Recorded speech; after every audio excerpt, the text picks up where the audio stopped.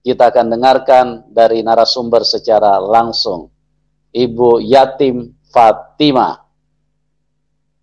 Ya, selamat malam Ibu Yatim. Selamat malam Pak Yusuf. Selamat Apa malam kabar Ibu? semuanya. Ya luar biasa, Tuhan senantiasa memelihara kehidupan saya. Haleluya, puji Tuhan. Ya, terima Amin. kasih ya Bu sudah mau hadir untuk berbagi, untuk bersaksi pada malam hari ini. Ibu punya Iya posisi Pak, berdiri apa duduk itu Bu? berdiri Pak.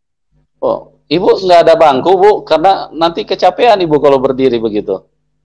Enggak juga. Kalau Ya, capek saya ada bangku nanti ya. ya sediain bangku aja Bu, duduk aja supaya Ibu rileks itu, supaya Ibu ini bisa santai Iya gitu enggak loh. apa-apa. Iya enggak apa-apa Kasihan Pak. nanti berdiri cukup lama, duduk aja Bu, supaya santai gitu loh. Ya, Enggak apa-apa. supaya oke, ya nanti kalau Ibu Iya, capek, Ibu enak. duduk ya Bu. Eh, iya, enakan leluasa kalau berdiri gitu Pak. Oke, baik, baik. Kalau nanti capek, kalau sudah rasa pegal, tarik aja kursinya Bu, ya, duduk aja Iya, supaya Ibu iya nanti ini Pak. ya bisa lebih Oke, maksimal oke. di dalam memberikan kesaksian. Ya, Amin, amin. Ibu Yatim Fatima ini adalah pribadi yang cukup memilukan kisah hidupnya dari kecil karena masih usia 3 bulan dalam kandungan, papanya, ayahnya sudah meninggal, ya, makanya dikasih nama yatim. Setelah beliau lahir, umur 4 tahun, mamanya meninggal juga, ya cukup cukup memilukan ya, cukup menyedihkan. Tapi Tuhan Yesus baik, Tuhan Yesus datang menghampiri hidupnya dan datang Amin. menyelamatkan dia. Nah, bagaimana kisahnya saudaraku? Ini sesuatu yang akan sangat memberkati hidup kita semua. Oke, kita akan dengarkan secara langsung dari Ibu Yatim. Waktu dan tempat saya serahkan kepada Ibu Yatim Fatima. Silakan Ibu. Ya, terima kasih Bapak. Salam, selamat malam buat semuanya, buat para penonton channel yang dibawakan oleh Bapak Pastor Yusuf Manubulu. Nah, saya bersyukur dan terima kasih kalau pada malam hari ini Tuhan telah memberikan berkat kekuatan kesehatan kepada saya dan juga Tuhan memberikan waktu dan kesempatan untuk saya menyaksikan cinta kasih Tuhan yang begitu luar biasa di dalam kehidupan saya. Bapak Ibu, saudaraku yang kasih dalam Tuhan, saya juga mengucap syukur kepada Bapak Pastor Yusuf Manubulu bersama tim yang sudah memberikan waktunya kepada saya. Dan saya sangat bersyukur dan terima kasih Bapak Ibu, saudaraku yang kasih dalam Tuhan, dimanapun saudara berada, Bapak Ibu. Kalau saya pada malam hari ini saya boleh live, ini semua oleh karena pertolongan Tuhan yang begitu luar biasa ya. Karena di hari-hari kemarin itu sangat saya bingung gitu ya. Bagaimana saya cara live itu mengikuti ini, tetapi kerinduan saya begitu besar dan saya terus untuk mencari cara gitu bagaimana dan saya tanya Tuhan ya akhirnya Tuhan memberikan hikmat dan pengertian kepada saya ya untuk bertanya kepada timnya Pak Yusuf gitu. Saya sangat bersyukur dan terima kasih atas pertolongannya, atas bantuannya, kiranya Tuhan Yesus memberkati. Nah, Bapak Ibu Saudaraku yang kasih dalam Tuhan Yesus Kristus, pada malam hari ini saya ingin menyaksikan tentang riwayat kehidupan saya dari saya kecil gitu. Saya berasal dari suku Sunda, saudaraku, dari Jawa Barat, dan nama saya waktu kecil, nama saya itu Yatim, Yatim Piatu ya. Ada juga yang bilang Yatim Fatimah itu ya. Nah, saya lahir ke dunia ini, saudaraku yang kasih dalam Tuhan gitu. Saya saat ada di dalam kandungan ibu saya, baru 3 bulan ibu saya mengandung, bapak saya meninggal gitu karena sakit katanya gitu. Dan beliau meninggal itu tidak meninggalkan satu helai foto pun gitu ya untuk bisa saya melihat dia gitu, karena saat itu gitu sangat susah sekali untuk membuat foto ya. Akhirnya saya sampai saat ini belum pernah melihat Bapak gitu, tapi saya bersyukur saya telah melihat Tuhan Yesus di dalam kehidupan saya. Itu sungguh luar biasa. Nah, Bapak Ibu Saudaraku yang kasih dalam Tuhan, waktu saya sejak kecil saya dibesarkan oleh kakek dan nenek saya, dan mereka ini adalah keturunan dari Banten. Mereka seorang dukun, terlebih-lebih nenek saya gitu, paling kepake, paling kesohor di kampung kami ini, di tempat kami ini. Dan beliau membesarkan saya dan mendidik saya gitu, menyekolahkan saya, bahkan beliau juga menyuruh saya gitu untuk mengaji, dan saya sekolah puji Tuhan gitu, hanya lewat lulusan SD gitu. Dan saya bersyukur gitu atas kasih yang diberikan oleh nenek dan kakek saya, sehingga mereka boleh membesarkan saya, mendidik saya, saudara. Dan nenek saya juga pernah mengajarkan kepada saya, bukan hanya dia menyuruh saya untuk bersekolah, saudara, ya, mencari pendidikan itu, tetapi bukan juga hanya mengaji gitu, tetapi nenek saya itu gitu sama kakek saya gitu, mereka pun mengajarkan saya tentang yang namanya mantra-mantra gitu ya, mantra-mantra, jampe-jampe lah, begitu gitu, saudaraku yang kasih dalam Tuhan. Tetapi saya hanya menghafal tetapi tidak mengimani gitu. Saya menghafal tetapi tidak mengimani gitu. Ketika saya diberikan mantra-mantra atau jampe-jampe untuk pelet, yang namanya pelet pengasihan gitu ya. Saya hafal, tetapi jangankan untuk puasa itu gitu. Saya enggak sampai saya berbuat puasa gitu, enggak gitu. Saya hanya cuman menghafal aja, saudaraku yang kasih dalam Tuhan.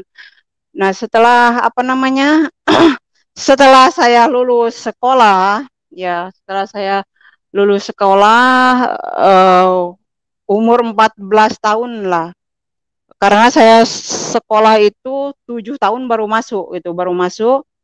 Dan setelah saya lulus sekolah, saudaraku yang kasih dalam Tuhan, saya ingin sekali mencari pengalaman pergi ke Jakarta gitu. Dan waktu saya pergi ke Jakarta, saya hanya beberapa bulan saja bekerja di Jakarta, di daerah Tangerang saat itu, saudaraku. Dan setelah itu saya pulang ke kampung gitu untuk menjumpai nenek dan kakek. Nah, waktu saya pulang ke kampung, ternyata saudara, di rumah itu sudah ada seorang pria yang yang mau dijodohkan dengan saya saat itu, saudara. Dan nenek kakek saya itu menyuruh saya untuk menikah. Nah, sedangkan hati dan pikiran saya belum ada di situ gitu. Tetapi karena saya rasa takut sama kakek dan nenek, ya akhirnya saya nurut aja gitu. Nah, ternyata perkawinan tersebut setelah berlangsung, saudara, saya menikah tuh hari Minggu ya. Dan cerai itu hari Minggu, jadi jangka waktu hanya 1 minggu saja gitu. Dan saya itu dalam berumah tangga dalam 1 minggu itu, yang namanya saya belum siap untuk berumah tangga, jadi saya kurang untuk melakukan tanggung jawab saya itu kurang tanggung jawab gitu dalam hal itu. Nah, terus pas udah 1 minggu, nah suami saya itu dia bilang, saya katanya mau pergi dulu katanya gitu, mau ngambil emas katanya gitu, sama uang hasil saya tempo hari kerja sebelum dia menikah dengan saya. Saya bilang silahkan gitu, saya senang dia pergi, saudara, gitu.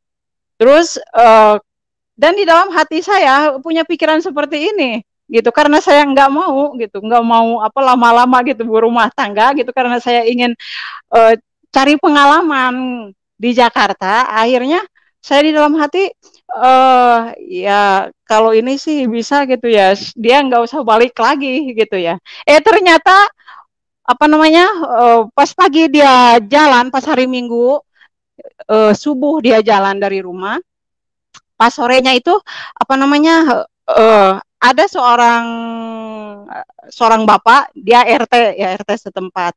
Dia datang kepada saya, dia bilang, teh katanya gitu, karena saya orang Sunda, dia orang Jawa sih.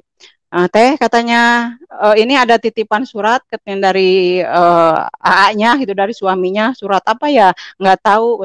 Ya baca aja. Nah ketika saya terima gitu, saya baca itu surat, ternyata suami saya itu menceraikan saya gitu. Ya saya sih bersyukur sekali gitu, saya seneng banget gitu saudara, karena apa yang saya inginkan saya lepas dari dia gitu. Jadi saya belum ingin rumah tangga gitu, karena saya ingin mencari pengalaman gitu di Jakarta. Nah singkat cerita Bapak Ibu saudaraku yang saya kasihi,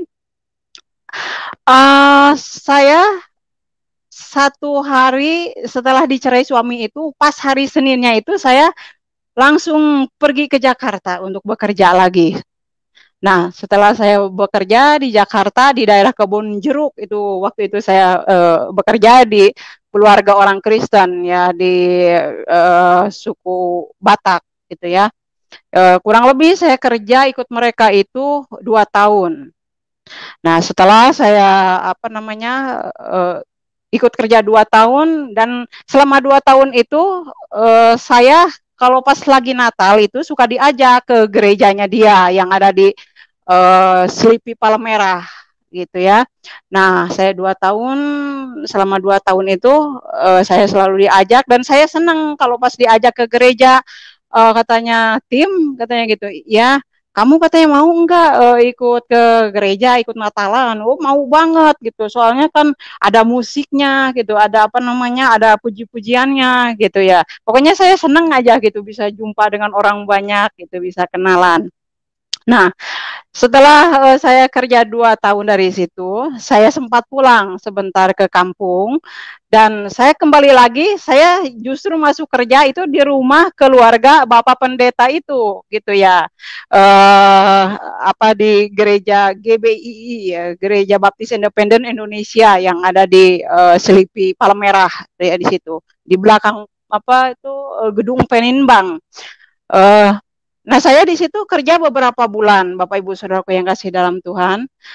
Saat saya bekerja gitu, saya apa namanya, selalu mendengar ibadah atau puji-pujian, baik itu khotbah-khotbah gitu, anak sekolah minggu, karena gerejanya itu kan gereja ada di samping gitu, di samping rumah, dan apa rumahnya itu ada di bawah gitu, maksudnya atas atas bawah, tapi bagian depan itu gereja, lantas apa namanya, rumahnya itu di agak belakang gitu, di sampingnya. Jadi sangat kedengaran, sangat jelas seandainya ada puji-pujian gitu, penyembahan pas lagi ibadah itu sangat jelas sekali gitu saya dengar gitu ya. Bahkan sering saya dengar gitu tentang Tuhan Yesus, bahwa Tuhan Yesus itu adalah apa namanya, Tuhannya orang Kristen, terus yang dilahirkan oleh seorang perawan yang bernama Maria gitu. Itu selalu saya dengar gitu ya. Nah, ketika apa namanya, suatu malam ada saudara dari apa Bapak Gembala itu yang menginap di situ.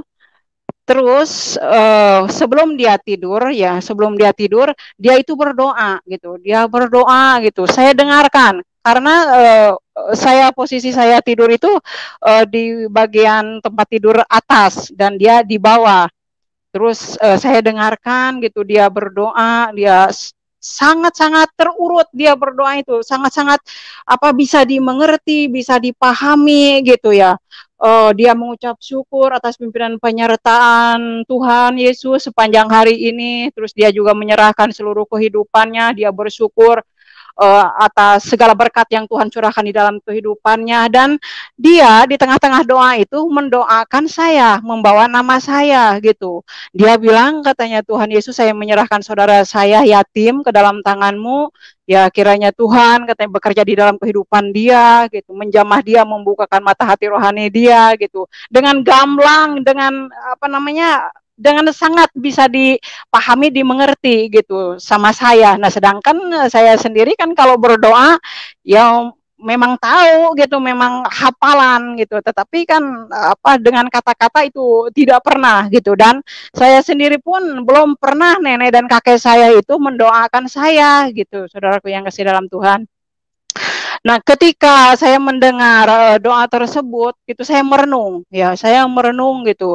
Apa namanya doanya ya begitu enak, begitu lancar, begitu gamblang, bisa dimengerti, bisa dipahami gitu ya. Yang sedangkan apa yang saya jalani selama itu gitu, saya apa namanya doa-doa saya itu saya tidak dapat mengerti gitu, walaupun banyak kata-kata gitu, saudaraku yang kasih dalam Tuhan.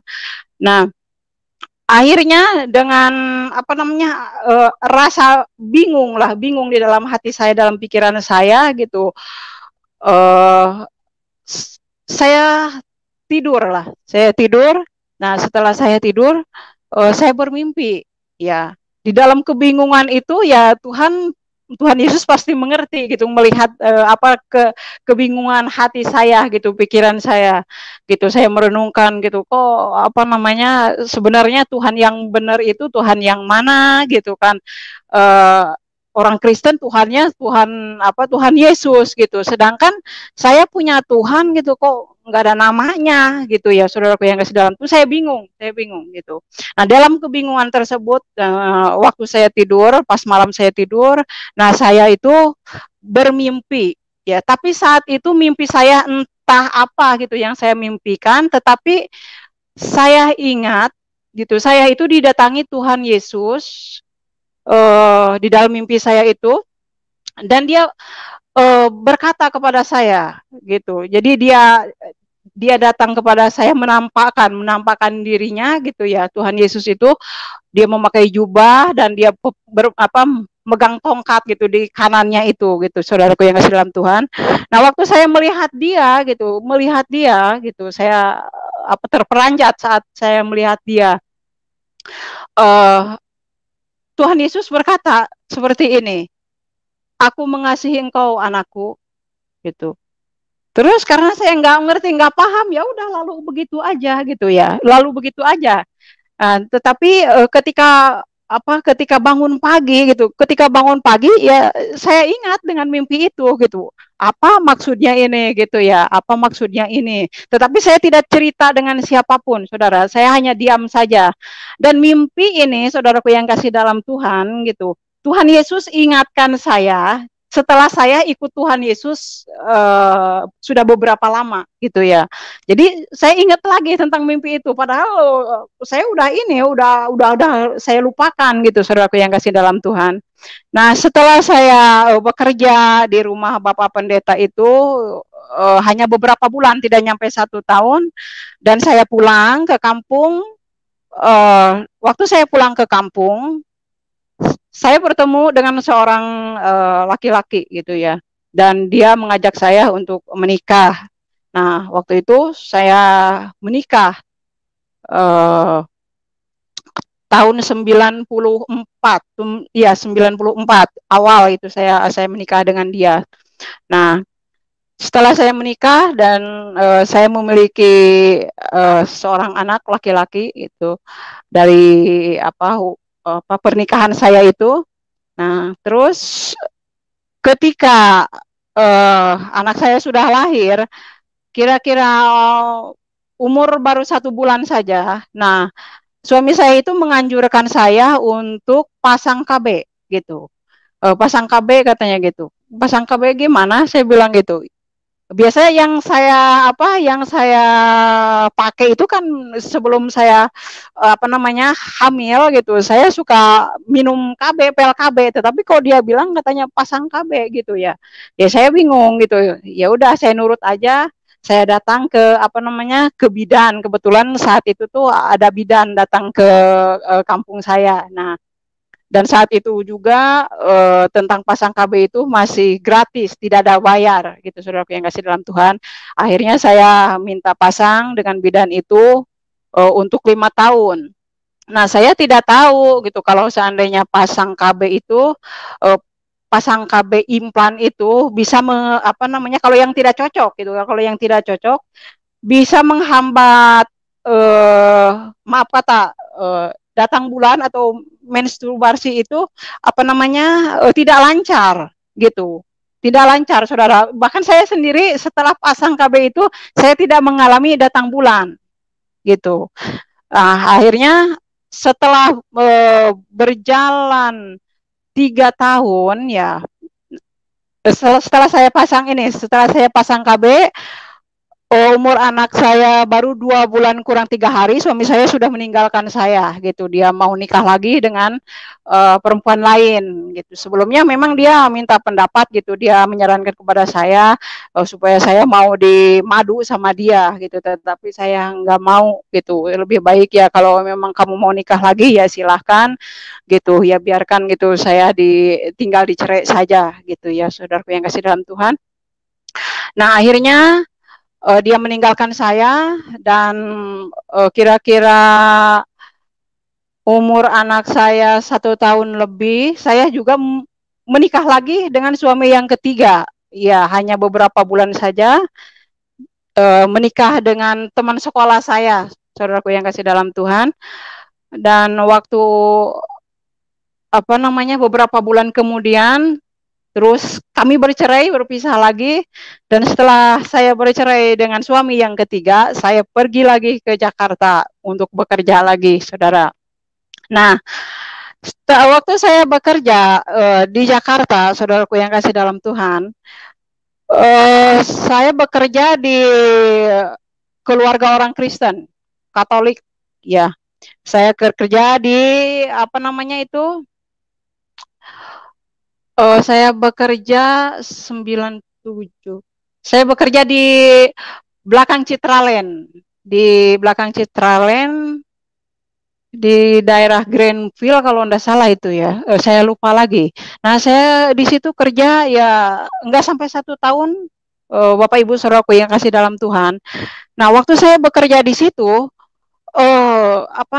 Tuhan izinkan sesuatu terjadi di dalam kehidupan saya ya.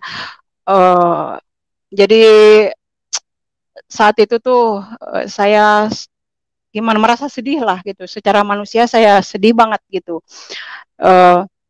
Saya pas mau pulang, mau lebaran waktu itu, saya mau pulang 1 minggu lagi saya mau pulang. Nah, majikan saya itu gitu menuduh saya dengan luar biasa, saudaraku yang kasih dalam Tuhan, menuduh saya yang ya begitu menyakitkan, begitu pedih gitu bagi hidup saya. Kok saya belum pernah gitu merasakan tuduhan seperti itu, tetapi kok dia tega-teganya menuduh saya, sedangkan saya itu kan anak yatim gitu ya, anak yang saya ingat dari kecil itu orang begitu sayang dengan saya, tetapi waktu saya kerja di situ diperlakukan seperti itu gitu. Dan kejadiannya itu, saudara, kejadiannya itu jadi gini, ketika suatu hari saya itu pergi dengan dia ya ke rumah anaknya di Tangerang. Nah, saya pergi ke rumah anaknya di Tangerang. Lantas pas sorenya saya pulang gitulah, pulang terus karena udah letih gitu. Jadi kami orang istirahat lah gitu. Terus pas besok paginya, ini majikan saya itu bertanya kepada saya, menanyakan barang dia yang dia pakai kemarin itu. Padahal kan saya cuma lihat pas mau pergi aja gitu ya, pas mau pergi aja. Nah, pas dia menanyakan kepada saya bilang kemarin saya hanya lihat ibu punya barang itu waktu dipakai ke rumah anak ibu gitu. Setelah itu kan ibu simpan sendiri gitu ya. Saya kan belum ada masuk ke kamarnya dia gitu ya. Tetapi dia tetap menuduh saya gitu. Pokoknya kamu yang ngambil, katanya gitu. Kamu yang ngambil, dia bilang nuduh. Dia pokoknya bangun pagi itu begitu ingat barang dia, terus mungkin dia lupa simpan, sebenarnya dia lupa simpan. Nah, saya bilang gini, mungkin ibu lupa simpan. Nah, dia bilang, enggak, katanya, enggak, orang saya simpan di sini kok di meja, katanya. Padahal saya kan belum masuk, gitu, belum masuk dari semalam itu sampai dia bangun itu belum masuk, gitu, saudaraku yang kasih dalam Tuhan. Dan dia bilang begini, benar katanya kamu yang ngambil, saya periksa katanya itu pakaian kamu, ya silahkan gitu, lemari yang saya pakai itu silakan gitu diperiksa gitu ya. Barang tersebut itu kalung tapi bukan emas, bukan berlian, hanya kalung biasa gitu, kalung murahan, tetapi kan bagi saya bukan karena murahannya itu gitu, tetapi apa namanya, ya saya juga punya harga diri lah gitu, Bapak Ibu Saudaraku yang si dalam Tuhan. Terus setelah itu dia mengancam saya, katanya saya, dia orang Kristen, orang Katolik. Nah, dia bilang begini, kalau kamu tetap tidak mau ngaku, katanya saya mau pergi ke ini, ke dukun gitu, ke Bomo, dia bilang gitu. Saya bilang silahkan, saya tantang gitu ya. Saya bilang iya silahkan gitu, karena saya tidak merasa, silahkan gitu. Kalau mau pergi ke dukun, pasti katanya dia nunjuk kamu, ya silahkan, kita lihat aja kebenarannya, saya bilang gitu. Nah, setelah udah mau sore-sore kira-kira jam 4 ya. Jam 4 dia nuduh lagi, maksa lagi supaya saya mengaku. Oh, itu Bapak Ibu Saudara yang kasih dalam Tuhan. Nah, saya kan belum gitu, belum melihat barang tersebut gitu ya, hanya melihat itu kemarin aja. Nah, biasanya dia melarang saya untuk duduk di lantai, harus di sofa. Tetapi saat itu karena dia marah, emosi gitu, saya duduk di sofa itu, saya disuruh turun. Kamu duduk di lantai, katanya, nggak pantas duduk di sofa. Ya saya duduk aja. Nah, ketika saya disuruh duduk ke lantai gitu, terus kaki saya melonjor, dan kepala saya melihat ke atas kamar dia. Di situ ada salib Tuhan Yesus gitu ya, ada salib di situ di atas kamar itu. Nah, waktu dia bilang, oh saya nanti mau pergi ke polisi, saya mau mau apa namanya, mau laporkan kamu. Saya bilang silahkan gitu, saya nggak takut gitu, saya yakin dan percaya bahwa kebenaran itu apa namanya adalah di pihak saya bilang gitu, dan apa namanya Tuhan selalu berpihak kepada orang yang benar, walaupun dia nuduh terus gitu ya, saya nggak peduli gitu, kita buktikan aja. Nah, pas waktu dia setelah ngomong seperti itu gitu, dia bilang saya mau dilaporkan ke polisi, dia masuk ke dalam kamar. Nah, waktu saya melonjor itu, saya melihat salib Bapak Ibu. Nah, di situ saya ingat bahwa itu adalah yang disalib itu adalah Tuhan Yesus gitu ya. Saya berdoa dengan mata saya yang melotot gitu ke salib itu, saya berdoa. Saya bilang begini ya, dalam doa itu Saudara. Tuhan Yesus, saya tahu Tuhan Yesus itu Tuhannya orang Kristen, saya bilang gitu.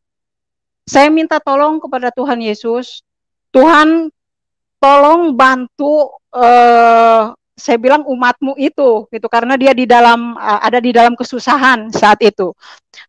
Saya minta tolong Tuhan ingatkan dia di mana dia nyimpan barang yang dia cari gitu, bahkan dia sampai nuduh kepada saya gitu. Saya sih bisa memaklumi karena dia itu sudah hampir 60 tahun lah gitu, udah tua, tetapi dia tetap berkeyakinan bahwa dia bukan orang pelupa gitu ya, saudaraku yang kasih dalam Tuhan. Akhirnya saya berdoa seperti itu, dan belum juga saya amin, saya udah dengar di dalam kamar itu dia membuka lemari gitu ya. Tuhan mungkin menjamah hati dia, menjamah pikiran dia gitu untuk mengingatkan dia. Dan tidak lama kemudian setelah saya dengar lemari itu dia buka, dia keluar dari kamar. Dia bilang sama saya, katanya, katanya, iya Ibu, ini katanya kalungnya ada, katanya gitu. Saya ketemukan, katanya gitu. Ya syukur, saya bilang gitu. Itu saya tuh merasa sedih banget gitu. Saya merasa sedih banget gitu. Dan saya bersyukur, saya itu terima kasih gitu. Saya terima kasih sama Tuhan Yesus. Terima kasih gitu Tuhan Yesus. Tuhan telah mengingatkan dia. Nah, lepas daripada itu saudaraku yang kasih dalam Tuhan, ya saya itu dari situ karena saya udah niat pulang, saya pulang tidak lama, kurang lebih 1 minggu lah di kampung itu. Nah, terus saya balik lagi ke Jakarta, dan ketika saya balik lagi ke Jakarta, saya kerja di kebun jeruk, dan kebetulan saat itu saya itu kerja di rumahnya kakak ipar dari Bapak Soekarno. presiden, ya dari kakaknya dari Ibu Yurike. Nah, saya kerja di situ dan dia itu seorang hamba Tuhan. Nah, waktu saya kerja di rumah dia, ada beberapa bulan saya kerja di rumah dia dan saya selalu dengerin di rumah itu kan ada yang namanya persekutuan gitu, doa hari Minggu gitu, mingguan ada ibadah dan kadang-kadang hari Rabu, kadang-kadang hari Kamis gitu malam juga suka ada yang namanya sharing-sharing hamba-hamba Tuhan gitu, perkumpulan ekumene katanya. Nah, situ saya suka ngintip-ngintip gitu, Bapak Ibu Saudaraku yang kasih dalam Tuhan, apa sih yang mereka perkatakan gitu ya, apa sih yang mereka perbincangkan gitu.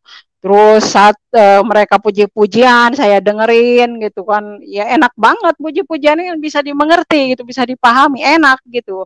Nah, udah gitu saya sering mendengarkan tentang khotbah gitu, tentang waktu mereka berdoa suka mendoakan saya gitu. Ya akhirnya saya tergerak untuk belajar satu pujian. Nah, kebetulan di rumah itu ada 2 orang yang lulus sekolah Alkitab. Ya, yang satu bernama Kawenon, dia dari Manado. Yang satu lagi namanya Kak Esther dari Ambon. Nah, mereka ini sering kali gitu mengajar saya, menginjili saya kalau pas saya lagi kerja di dapur atau pas saya lagi senggang gitu, ada waktu mereka selalu dekat kepada saya gitu. Mereka suka ngobrol-ngobrol menginjili saya dan di saat mereka menginjili saya gitu, mereka selalu bertanya kepada saya, katanya, Tim, iya Kak, gitu. Kamu katanya kan udah lama, udah berapa bulan di sini, kamu sering kali katanya mendengar khotbah-khotbah katanya gitu, pas ada ibadah katanya gitu, ada persekutuan di rumah ini, terus kamu juga katanya sering kali dengar doa-doa, gimana katanya gitu pendapat kamu gitu ya.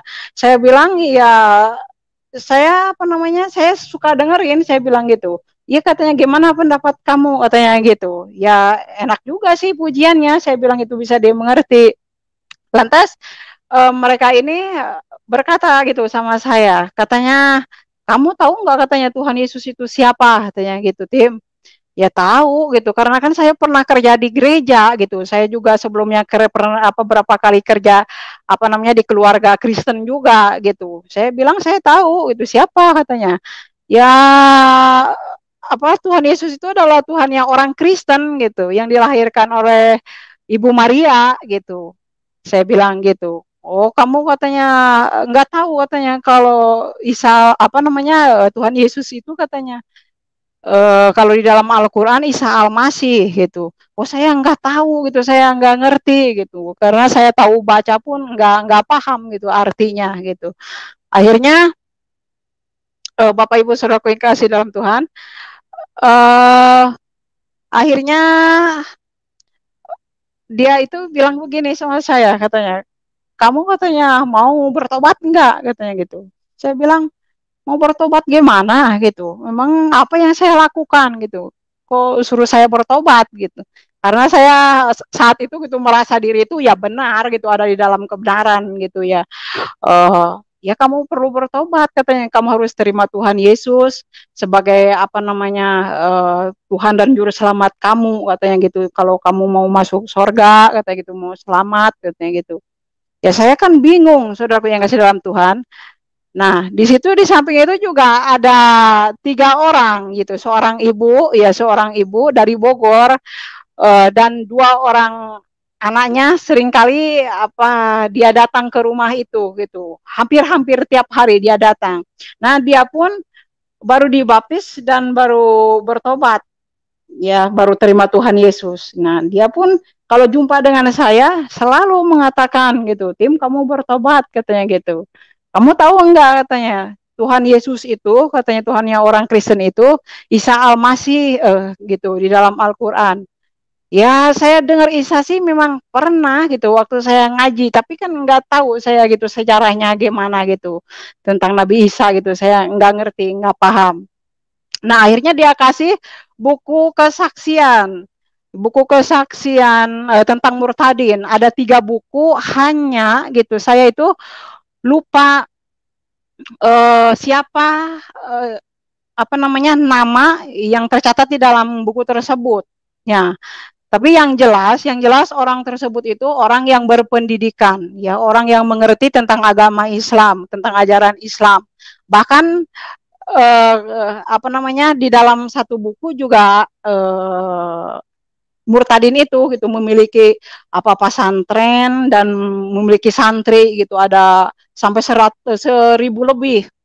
Oh, saya juga heran juga kok bisa-bisanya gitu dia jadi pendeta gitu ya gitu. Terus saya apa namanya gali terus gitu tentang buku dia, saya baca gitu ya. Terus setelah saya baca, oh begini gitu ya, oh begini gitu. Terus saya apa penasaran, saya baca Alkitab, saudaraku yang kasih dalam Tuhan. Saya baca Alkitab seperti apa yang tertulis di dalam buku kesaksian itu. Saya baca, oh kalau di dalam Alkitab seperti ini gitu ya. Nah, pertama-tama saya baca Alkitab, ngintip-ngintip dulu di kamar. Karena saya takut ketahuan sama apa kebetulan saat itu saya kerja bersama keponakan saya, bersama juga apa namanya tetangga saya gitu di sini. Saya kerja di situ karena yang kerja di situ tuh ada beberapa orang, itu ada 4 apa 5 orang itu saat itu. Keponakan saya 2, laki 1, perempuan 1, terus apa namanya keponakan dari kakak ipar saya gitu ada ikut juga kerja di situ, Bapak Ibu. Nah setelah setelah saya mendengar tentang khotbah gitu, tentang doa-doa, selalu dikatakan Tuhan Yesus Allah yang luar biasa, Tuhan Yesus Allah yang sanggup melakukan segala perkara, Tuhan Yesus apa namanya Allah yang apa namanya Allah yang sanggup gitu, yang berkuasa, yang sanggup mengadakan mujizat-mujizat gitu. Di situ tuh hati saya tuh sama pikiran saya tuh terus bertanya gitu, apa benar gitu ya, apa benar gitu. Karena saya nggak ingat gitu. Kalau sebelumnya gitu, sebelumnya itu Tuhan Yesus pernah menolong saya gitu. Saya nggak ingat ke situ, saya nggak ingat ke situ. Saya tertutup gitu, saudara yang kasih dalam Tuhan. Nah, pas apa namanya pas malam saya sebelum mandi gitu udah ada di kamar mandi saya berdoa di kamar mandi itu saudaraku yang kasih dalam Tuhan karena keluhan saya saat itu gitu muka saya itu habis dengan jerawat gitu akibat dari efek apa namanya KB implan yang ditanam di tangan saya itu gitu untuk jangka waktu 5 tahun ya. Nah, karena waktu itu kan belum dicabut, belum dilepas gitu. Saya nggak paham, nggak ngerti. Saya nggak pernah apa namanya pergi cek ke dokter, nggak pernah gitu. Saya hanya berusaha untuk mengobati jerawat saya ini gitu. Apa namanya dengan obat-obat yang dijual di toko-toko lah gitu di supermarket gitu saat itu. Nah, waktu itu saya bilang begini di kamar mandi, saya berdoa, saudara, siap saya untuk mandi, saya berdoa dulu gitu kepada Tuhan Yesus gitu. Saya bilang gini, Tuhan Yesus, saya sering kali mendengar bahwa Tuhan Yesus itu apa namanya Allah yang sanggup, Tuhan yang sanggup. Saya tahu Tuhan Yesus itu Tuhannya orang Kristen, saya bilang begitu. Gitu. Saya apa namanya? Saya ingin pokoknya saya kurang ajar, saya menguji Tuhan saat itu saudaraku. Kalau memang Tuhan Yesus itu adalah Tuhan yang benar, Allah yang benar gitu, juru selamat yang benar, Allah yang maha kuasa, Allah yang sanggup melakukan segala perkara, yang sanggup mengadakan mujizat gitu ya. Tolong saya bilang itu. Saya ini masih muda gitu, tetapi apa namanya saya mengalami sudah 3 tahun lebih lah, 3 tahun lebih gitu. Saya itu tidak datang bulan gitu ya. Terus apa namanya? Saya kan masih muda gitu. Saya ingin lah gitu supaya apa namanya? Saya juga punya badan apa enggak gemuk-gemuk amat gitu saat itu. Terus saya minta kalau memang Tuhan Yesus Allah yang sanggup nyatakan kuasa dan mujizatmu di dalam kehidupan saya bilang gitu malam sebelum mandi itu di kamar mandi. Ketika itu saudaraku yang kasih dalam Tuhan, pas paginya, pas besoknya pagi gitu, ternyata saya itu datang bulan gitu. Nah di situ tuh saya tanpa ragu saya langsung membuka hati, terima Tuhan Yesus. Oh, ternyata benar gitu ya. Apa yang dikatakan itu orang-orang Kristen bahwa Tuhan Yesus itu Tuhan yang benar gitu, Allah yang sanggup melakukan segala perkara gitu. Allah yang sanggup menolong saya. Saya di situ saya bersaksi ya kepada kakak-kakak yang suka membimbing saya, yaitu Kak Wenon, Kak Esther gitu, terus yang dari Sunda dari Bogor itu gitu, sama Umi sama kedua anaknya, saya cerita gitu tentang apa yang saya alami gitu. Kalau Tuhan Yesus itu telah menyatakan kasih dan kuasanya di dalam kehidupan saya. Lantas mereka bilang, sekarang tinggal apa lagi katanya gitu. Kamu katanya tinggal dibaptis katanya gitu. Mereka bilang gitu ya. Nah, waktu itu saudaraku yang kasih dalam Tuhan, oh iya saya bilang gitu, saya mau dibaptis gitu. Karena setelah saya baca firman Tuhan gitu, orang yang percaya kepada Tuhan Yesus itu kan harus dibaptis gitu. Jadi tanda pengakuan bahwa kita sudah mati bersama-sama dengan Tuhan, bangkit bersama-sama dengan Tuhan gitu ya. Nah di situ saya ingin sekali dibaptis gitu. Ada tawaran baptis gitu. Kamu mau nggak katanya dibaptis, katanya tim, katanya gitu. Saya bilang boleh gitu, saya mau gitu. Tapi tidak ada pengajaran yang disampaikan sama saya, hanya dia nawarin saja gitu. Terus majikan saya bilang gini, nanti katanya 1 bulan lagi lah katanya tim, katanya gitu, kamu dibaptis katanya gitu di daerah Tamrin gitu, di gereja apa saya lupa lagi. Oh oke Bu gitu, saya udah seneng gitu, semangat sampai saya, wah ini saya udah 2 minggu lagi nih nunggu ya, udah 2 minggu, tinggal 1 minggu lagi. Nah akhirnya pas udah hari H-nya saudara, saya udah mandi gitu, udah siap gitu, saya mau pergi, mau dibaptis, saya hari ini mau dibaptis, saya seneng gitu. Tahu-tahu nggak jadi gitu. Kendalanya apa? Karena nggak ada kendaraan saat itu gitu. Jadi saya di situ merasa sedih gitu, merasa kecewa. Saya udah seneng-senengnya mau dibaptis, ternyata tidak jadi, saudaraku yang kasih dalam Tuhan. Oh iya, dan maaf ya, saya balik lagi ke belakang, saya tadi lupa. Nah waktu saya kerja di di rumah hamba Tuhan yang ada di Selipi itu, saudaraku yang kasih dalam Tuhan, saya juga ditawarin untuk dibaptis gitu ya. Tetapi tidak jadi gitu, tidak jadi ya karena saya rasa sedih gitu, mungkin kecewa saat itu. Akhirnya saya keluar dari situ gitu, meninggalkan pekerjaan saya gitu. Kenapa gitu saya mau dibaptis tetapi tidak gitu ya. Saya juga nggak mau banyak tanya gitu ya sama orang di situ gitu. Yang penting saya udah bilang mau, tetapi mungkin ya semuanya itu kan belum waktunya. Setelah saya dewasa rohani gitu, saya paham gitu. Dan yang kedua kali saat saya di kebun jeruk itu gitu, waktu saya kerja di rumahnya kakak ipar dari Pak Soekarno itu, saya juga ditawarin tetapi tidak jadi juga gitu ya. Saya merasa sedih gitu, merasa kecewa. Akhirnya saya tinggalkan juga itu pekerjaan saya di situ. Nah, Bapak Ibu Saudara yang kasih dalam Tuhan, dan setelah saya pergi dari situ, saya pindah kerja di Kalideres, di Kalideres di daerah Budi Indah, perumahan Budi Indah. Tahun 99 ya, 99 pertengahan. Terus saya sering kali dibawa ke gereja untuk beribadah, dari Kalideres itu ke daerah Duta Mas dekat Grogol. Nah, gereja GPIA ya. Saya datang berapa kali gitu, dan setelah setelah saya beberapa kali datang, terus kalau sesudah itu ibadah itu kan suka ada pemberitahuan gitu ya, dan di warta juga ada tertulis gitu, suka ada pemberitahuan di warta bahwa siapa yang mau dibaptis gitu disilahkan mendaftar gitu ke pekerja atau kepada majelis gitu yang ada di situ. Nah akhirnya saya dengan semangat gitu ya, saudaraku, ini ada tawaran baptisan lagi gitu. Akhirnya saya pergi untuk mendaftar gitu. Saya tanya, bahkan sampai saya tanya gitu sama sama majelis itu, ini jadi nggak dibaptisnya? Saya bilang gitu. Emangnya kenapa gitu? Saya ini udah 2 kali gitu ditawarin untuk dibaptis, nggak jadi. Makanya saya mau tanya gitu, ini mau dibaptis ini jadi enggak gitu. Iya katanya gitu, tetapi harus ada kateksasi, harus ada pembelajaran dulu katanya gitu beberapa minggu. Nah oke lah gitu, kalau gitu saya ikutin gitu, saya mau. Nah akhirnya tiap 1 minggu 1 kali kan ada ini, ada namanya pembelajaran tentang kateksasi, tentang baptisan gitu ya, supaya kita paham gitu, mengerti ya, supaya jangan sampai ikut-ikutan dibaptis itu gitu ya, saudaraku yang kasih dalam Tuhan.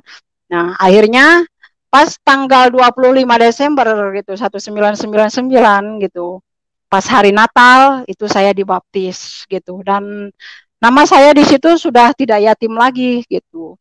Nama saya sudah diganti namanya Yohana gitu ya. Puji Tuhan, saudara yang kasih dalam Tuhan. Dan setelah apa namanya, setelah saya dibaptis, tidak lama kemudian saya kerja di situ hanya beberapa bulan saja, dan saya pulang ke kampung karena saat itu tuh Lebaran gitu. Saya mau melihat anak saya gitu yang ada sama nenek di kampung, sama kakek gitu. Saya pulang dulu ke kampung, kurang lebih hanya 3 hari saja gitu. Dan sebelum saya pulang ke kampung, saudaraku yang kasih dalam Tuhan, saya itu diajak sama saudara, saya diajak sama majikan saya yang perempuan untuk pergi ke rumah cicinya, ke rumah kakaknya. Nah, kebetulan di rumah kakaknya itu tidak ada pembantu gitu. Terus dia sempat dengar kalau saya mau pulang ke kampung. Dia bilang begini, yo katanya itu, Yohana, ya Ci, kamu katanya mau pulang kampung ya katanya gitu. Iya Ci gitu. Lama tidak, tidak, cuman ya 2-3 hari lah gitu. Saya hanya ngelihat anak saja gitu. Terus boleh nggak saya minta ini katanya, minta orang yang kerja buat di rumah saya, dia bilang gitu. Ya kebetulan memang nggak ada pembantu tuh. Ya kalau ada nanti tolong bawain. Terus saya bilang, oh iya Ci, kalau ada saya nanti bawain. Ya akhirnya singkat cerita saya pulang gitu, di kampung itu hanya 3 hari, dan waktu saya pulang 3 hari itu kebetulan di rumah itu gitu di kampung ada kakak saya. Kakak saya nggak punya suami dan dia mau bekerja gitu di Jakarta, mau ikut. Nah, saya bilang ya kebetulan gitu ada pekerjaan di rumah apa namanya kakak majikan saya gitu. Ya udah akhirnya kita berangkat pas harinya itu ke Jakarta gitu ya. Saya bersama kakak saya. Setelah sampai di Jakarta di rumah gitu ya, di rumah majikan saya, karena saya kan tidak tahu gitu. Memang satu satu komplek, karena kompleknya lika-liku begitu. Jadi saya juga karena baru 1 hari gitu, Bapak Ibu Saudaraku yang kasih dalam Tuhan. Jadi saya tidak paham rumah dia ada di mana. Makanya saya bawa aja ke rumah majikan saya gitu ya. Nah setelah saya sampai di rumahnya, kebetulan ada majikan saya yang perempuan gitu. Waktu itu dia lagi hamil jalan 6 bulan gitu. Saya kasihan lah. Terus dia bilang, kamu katanya datang katanya gitu. Yo iya, saya bilang gitu. Terus ini siapa? Ini kakak saya gitu. Kan saudara non gitu, butuh pembantu gitu. Terus dia bilang, kenapa dibawa ke sini? Ya kan saya nggak tahu rumah kakaknya non gitu. Terus dia tidak terima gitu, mengusir saya, saudara yang kasih dalam Tuhan. Nah, terus tidak lama kemudian suaminya datang. Ada apa katanya gitu, yo katanya gitu. Pas saya sama non itu gitu, majikan perempuan lagi ngobrol gitu ya, lagi bicara. Ini non gitu, saya bawa kakak saya ke sini untuk kerja di rumah cicinya gitu, nggak mau gitu, nggak boleh dibawa ke sini katanya. Lagian katanya dibawa ke sini bukannya langsung aja gitu, ngapain bawa-bawa orang ke sini katanya gitu. Saya nggak mau katanya gitu, saya nggak mau katanya gitu. Kamu katanya harus pergi pokoknya katanya gitu, nggak boleh kerja lagi di tempat saya. Ya pokoknya dia sini selah kayak gitu. Saya tetap rendah hati. Saya karena kasihan dia saat itu kan lagi hamil gitu, bahkan waktu hamil itu dia mengalami apa namanya seperti kurang sehat begitu gitu, sering tiap-tiap hari itu dalam 1 hari itu sampai berapa kali dia apa namanya maaf kata ya suka ya orang hamil lah gitu, mau muntah-muntah kayak gitu gitu ya. Nah saya kasihan gitu, tadinya saya kasihan, tetap saya mau tahan tadinya, tetapi ya karena dia apa namanya tetap menolak saya, ya saya nggak bisa memaksa dia gitu. Suaminya memang ya nggak apa-apa lah katanya kerja di sini katanya gitu, terus kalau kamu di sana Tetapi ya namanya istri yang nggak mau, ya udah gitu. Akhirnya ya udahlah saya permisi aja kalau gitu. Ya memang keadaan itu waktu itu malam gitu, udah malam terus juga gerimis dan gelap juga gitu. Cukup jauh juga ke jalan raya.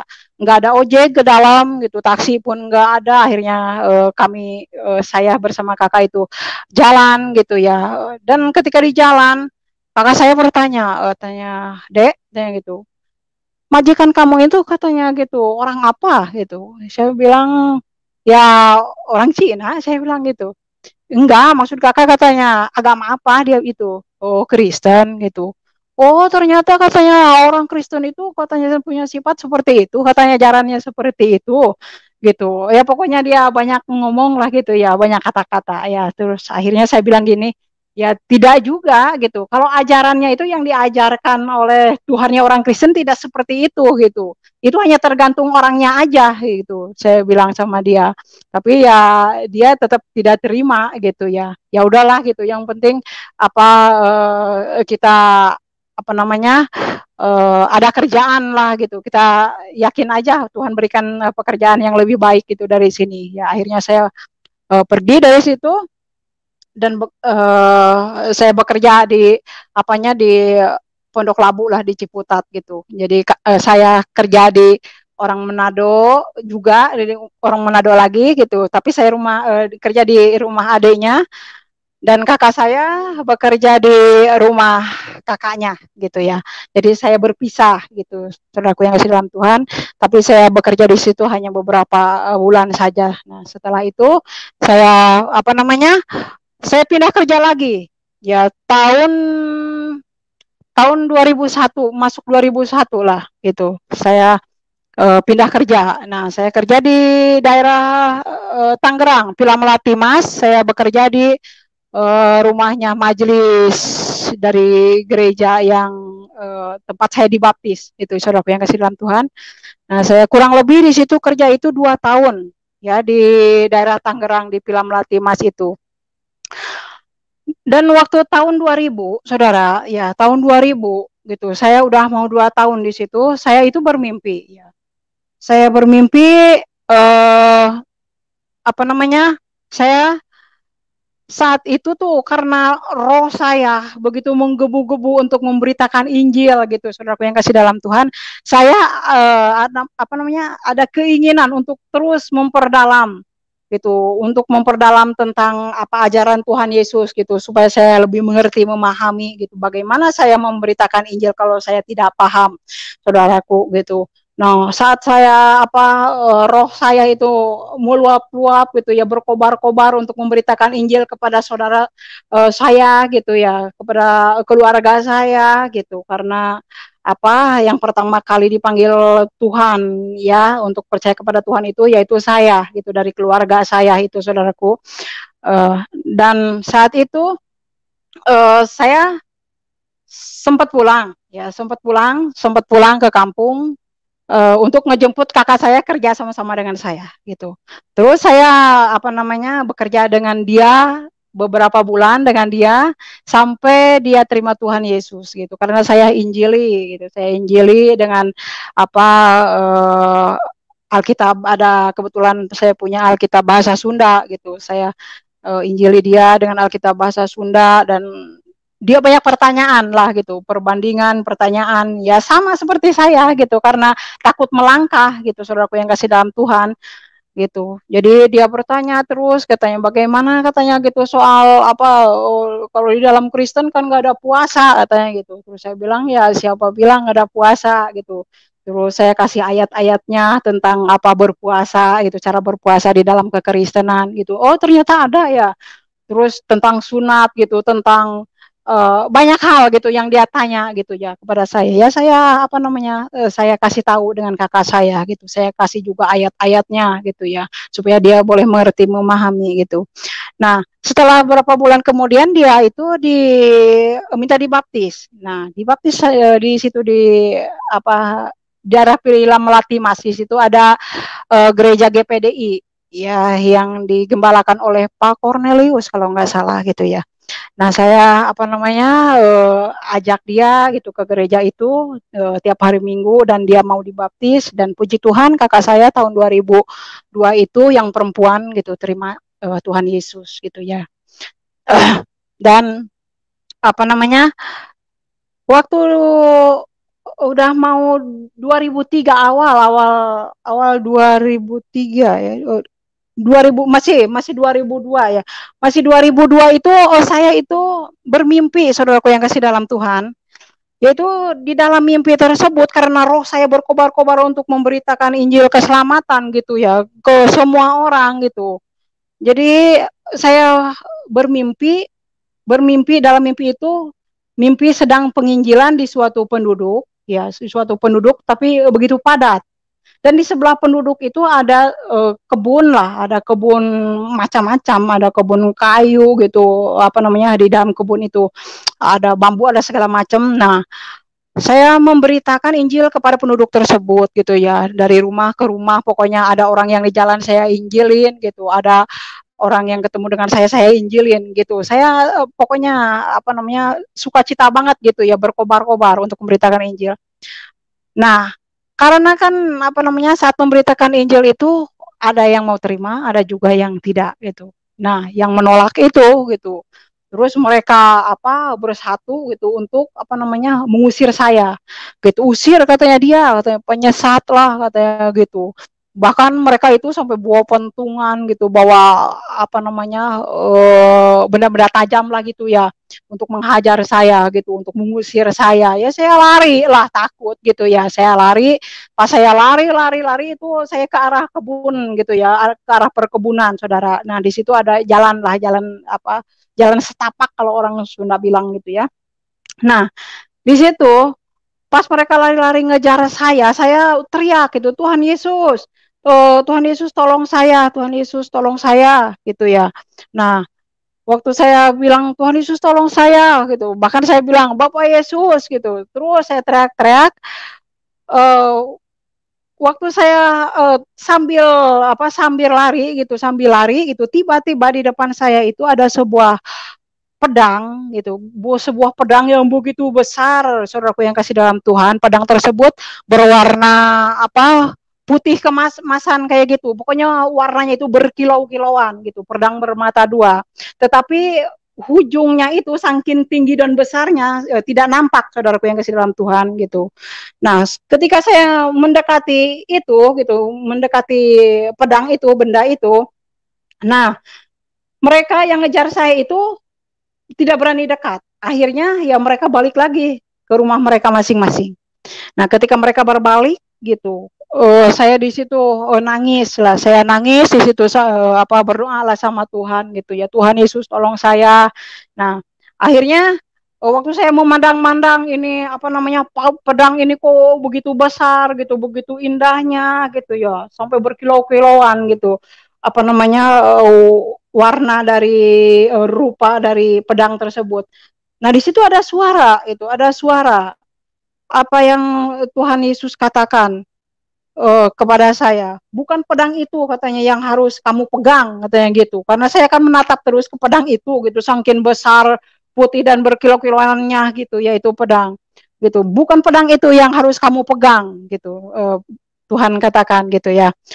Tetapi katanya firmankulah yang harus kamu pegang, katanya anakku gitu ya. Tetapi dengan suara begitu lembut suaranya itu gitu. Begitu lembut gitu. Saya yakin dan percaya bahwa itu adalah suara Tuhan gitu ya. Nah, pas ketika keesokan harinya saya terbangun lah gitu. Setelah saya mendengar suara itu saya terbangun terus saya ada waktu untuk membaca Alkitab gitu. Firman Tuhan saya membaca. Nah, Tuhan di situ menunjukkan satu ayat kepada saya ya tentang pedang bermata dua itu ya di dalam Ibrani pasal 4 ayat yang kedua. Oh, gitu. Ternyata apa yang Tuhan bicarakan kepada saya itu gitu ya. Bahwa tertujunya kepada firman Tuhan gitu ya. Saya bersyukur dan terima kasih. Nah, setelah itu, saudaraku yang kasih dalam Tuhan, saya mimpi lagi akhir tahun 2002 itu, akhir dari tahun 2002 itu saya mimpi lagi, saudaraku yang kasih dalam Tuhan. Dan di dalam mimpi itu sama juga gitu, tempat dan waktunya itu sama gitu di penduduk yang apa namanya di penduduk yang pernah saya datangi di dalam mimpi itu gitu. Karena mimpi itu pun mimpi tentang penginjilan juga, saudara. Karena saat itu tuh hati saya ya sangat berkobar-kobar sekali untuk memberitakan Injil keselamatan gitu kepada semua orang gitu, tanpa kecuali kepada semua orang. Saya sangat-sangat gitu. Makanya saya juga berbagai macam cara lah saya apa namanya untuk lebih mengerti lagi akan kebenaran firman Tuhan, untuk mencari tahu gitu ya. Makanya ada radio gitu, program-program tentang kekristenan gitu. Saya sering kali dengerin khotbah-khotbah gitu untuk apa namanya menambah pengetahuan saya gitu supaya saya boleh bertumbuh di dalam Tuhan. Nah, saudaraku yang kasih dalam Tuhan, di dalam mimpi tersebut ya pas saya dikejar lagi gitu, karena saya memberitakan Injil, saya dikejar lagi gitu. Waktu itu waktu yang mimpi pertama dikejar, tetapi saya masih bisa berjalan melalui gitu jalan yang lain gitu ya. Nah, tetapi tentang mimpi yang kedua kali gitu, di tempat yang sama, saya itu sudah dikelilingin sama penduduk tersebut dengan ya mereka menyerukan gitu, penyesat lah gitu, ya disuruh diusir gitu. Saya bahkan ada yang suruh ya bunuh aja gitu ya. Mereka bawa pentungan gitu, bawa benda-benda tajam juga gitu ya. Nah, di situ kan saya bingung, udah dikelilingin sama mereka ya. Akhirnya saya berseru gitu sama Tuhan, Tuhan Yesus tolong saya gitu, Tuhan Yesus tolong saya, Tuhan Yesus tolong gitu anakmu ini Tuhan gitu. Terus saya bilang, Bapak gitu ya, tolong saya gitu. Terus akhirnya pas waktu saya minta tolong berseru kepada Tuhan gitu, tiba-tiba ada cahaya ya, ada cahaya yang memancar dari atas yang mengelilingi saya seperti cahaya itu bulatnya itu seperti baterai yang pas kalau kita hidupkan gitu, Bapak Ibu Saudaraku yang kasih dalam Tuhan. Nah, pas saya sudah dikelilingi oleh sinar tersebut, itu di dalam mimpi itu siang, bukan keadaan malam, tetapi keadaan siang, saudaraku yang kasih dalam Tuhan.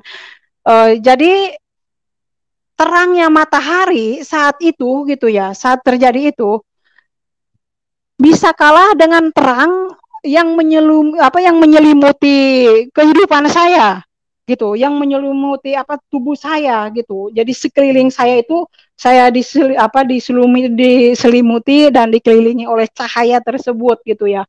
Dan cahaya itu begitu putihnya, pokoknya saya nggak sanggup lah untuk melihat ke atas itu, saya nggak sanggup gitu, saudaraku yang kasih dalam Tuhan. Saya hanya ya berseru-seru aja gitu kepada Tuhan, Tuhan tolong saya gitu, Tuhan saya ini anakmu gitu, saya melakukan semuanya ini gitu karena saya mengasihi Tuhan, juga karena saya mengasihi saudara-saudara. Saya bilang gitu, saya nggak mau saya selamat sendiri gitu, saya berseru gitu, berdoa kepada Tuhan. Dan ketika saya berseru seperti itu, lantas saya mendengar juga, saudaraku yang kasih dalam Tuhan, yaitu suara seorang seorang laki-laki. Nah, dia katakan seperti ini, jangan takut anakku gitu. Aku melindungi engkau, aku senantiasa ada bersama-sama dengan engkau. Nah, di situ saya terperanjat langsung bangun gitu, langsung bangun dari tidur saya. Terus saya renungkan gitu, saya renung-renung gitu, saya yakin dan percaya bahwa itu adalah suara Tuhan. Itu saudaraku yang kasih dalam Tuhan. Nah, lantas saudaraku yang kasih dalam Tuhan, karena karena hati saya begitu menggebu-gebu, saya ingin sekali bersekolah gitu ya, saya ingin sekali untuk cari tahu gitu tentang kebenaran firman Tuhan. Nah, di rumah majikan saya saat itu ada buku tentang hari pengangkatan gitu, yang dikeluarkan oleh sekte Pondok Nabi yang ada di Bandung, Balai Endah, saudara. Nah, saya baca gitu ya, pokoknya tiap kali ada waktu saya selalu baca gitu. Nah, di situ kan dikatakan tentang pengangkatan, tentang kedatangan Tuhan Yesus yang kedua kali gitu ya. Wah, seru banget gitu. Saya baca tentang firman Tuhannya gitu ya. Tetapi saya ingat di dalam firman Tuhan dikatakan Tuhan Yesus memang akan datang yang kedua kali untuk menghakimi bumi ini, dunia ini. Itu saudaraku yang kasih dalam Tuhan. Saya ingat. Tetapi tidak satu orang pun yang tahu gitu. Anak tidak, malaikat tidak gitu ya. Terus saya bingung. Oh, ini bisa-bisanya menyebutkan bahwa kedatangan Tuhan yang kedua kali itu di situ apa namanya dikasih tahu, ditulis gitu ya. 10 November 2003. Wah, 2003. Terus saya mikir-mikir gitu ya. Oh, ini masih ada kesempatan. Ya, akhirnya awal dari tahun 2003 itu, saudaraku yang kasih dalam Tuhan, saya keluar kerja dari rumah majikan saya. Saya pulang ke kampung dan di kampung saya ada 2-3 bulan ada di kampung karena ada saudara seiman gitu yang perlu bantuan saya. Saya di kampung dulu. Nah setelah itu, setelah apa namanya, udah waktunya lah saya untuk pergi ke bulan Juli lah saya ingat gitu. Pertengahan bulan Juli saya pergi ke Bandung. Karena kan ada alamatnya di dalam buku tersebut. Penasaran gitu. Di situ tuh dikatakan apa tentang suara Tuhan. Kok suara Tuhan digembar-gemborkan seperti ini ya gitu. Ya apa benar gitu. Ini suara Tuhan. Tuhan Yesus akan datang yang kedua kali tanggal apa namanya 10 November 2003 gitu. Tidak akan ditunda lagi. Ya penasaran saya pergi gitu ke Bandung. Bapak Ibu Saudaraku yang kasih dalam Tuhan. Saya pergi bulan Juli. Kurang lebih saya mengikuti ajaran tersebut ya kurang lebih itu 4 bulan sampai hari H tanggal 10 November itu gitu. Pas hari H tanggal 10 November itu kami orang lah gitu ya sebagai jemaat gitu, semuanya hampir semua lah, antara yang disebut rasul-rasul pun ada 12 rasul di situ. Rasul pertama yang mengatasnamakan apa namanya sebagai Rasul Paulus kedua itu, yaitu pimpinan yang pertama gitu, yang pimpinan Pondok Nabi itu gitu, mengatakan bahwa dia adalah Rasul Paulus kedua itu. Terus ya apa yang berikutnya sampai ada 12 rasul gitu di Pondok Nabi tersebut. Dan ada juga yang disebut nabi gitu. Ada juga yang disebut nabiah. Jadi jumlahnya seingat saya itu ada 37 antara rasul dan nabi-nabiah. Jadi nabi dengan nabiah itu ada 25. Nah, saudaraku yang kasih dalam Tuhan, yang dijanjikan pengangkatan ke padang belantara secara fisik bisa disaksikan oleh mata secara jasmani. Nah, mulai tanggal 10 itu mulainya jam 9 pagi. Jadi kami udah siap semua, siap gitu untuk diangkat. Tetapi yang terjadi karena jam 9 itu apa namanya masih ada berkumpul di situ, polisi banyak, massa banyak di luar, saudara. Kalau polisi-polisi itu sudah antisipasi itu sudah apa dari kemarinnya udah berjaga-jaga karena kan takut ada massa gitu ya, saudaraku. Nah akhirnya, pas jam 9 lewat gitu, jam 9 lewat, nah kami semua yang ada di situ bukannya terangkat ke padang belantara ya, tetapi kami terangkut ke truk polisi, pindah tempat itu. Jadi pindah tempat dari Pondok Nabi ke gereja yang ada di situlah gitu, di daerah Lengkong gitu ya. Nah saya pindah tempat ke situ gitu, saudaraku yang kasih dalam Tuhan.